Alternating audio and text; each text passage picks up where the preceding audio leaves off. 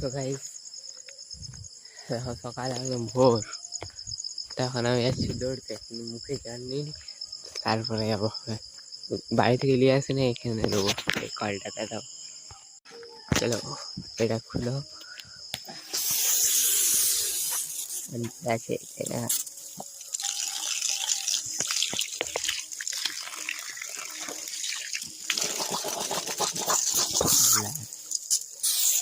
Up कर दिया। चलो दौड़ते এদিকে যাবো। গাইস একবার গান একটা দৌড়ে দিলাম। এদিকে দেখো, এখানে পাহাড়টা দেখতে পাচ্ছ, অনেক চলো অনেকটা দৌড়ে দিয়েছি একসাথে, অন্ধকারটা যায়নি। গাইস এটা হলো শালতলা কালী মন্দির, শালতলা থানাতে আছে। এখান থেকে দেখাচ্ছে, লাইট জ্বলছে না। এই তারাপীঠ শক্তিপীঠের মতন করেছে মন্দিরটাকে। তো গাইস অনেকটা দৌড়ে দিয়েছি, এবার চলো বাড়ি এবারে চলো।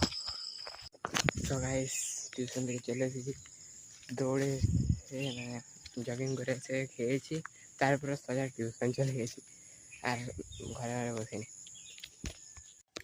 তো গাইস গিয়েছিলাম শালতলা চা বানতে, তো এখন খেয়ে নিই, তারপর আপনার সাথে হাঁটছি। আর আমার খেয়ে লেগেছে দৌড়ে দৌড়ে এতটা। চলো খেয়ে নিই, তারপর আপনার সাথে হাঁটছি। সো গাইস স্নান করে নিয়েছি, জলদি স্নান করে নিলাম, কারণ কি জানে কেন মন গেল বলে করে নিয়েছি। তো আর মেঘটাও মানে ওয়েদারটা মেঘলা মেঘলা হয়ে আছে, বৃষ্টি হতে পারে দেখো। তো গাইস যা রোদ দিলে দেখো একবার, আরে একদম ওয়েদারটা একদম যা হয়ে গেল, কি সুন্দর দেখো। মানে সুন্দর না, গাছের পাতাগুলো কত সুন্দর লাগছে রোদের জন্য। তো গাইস এখন স্নান করে খাওয়া দাওয়া করে ঘুমিয়ে দিয়েছি, এখন 4টা বেলায় বাজছে। এখন উঠলাম, যে ঘুম এসে গেছিল আজকে দারুণ একদম।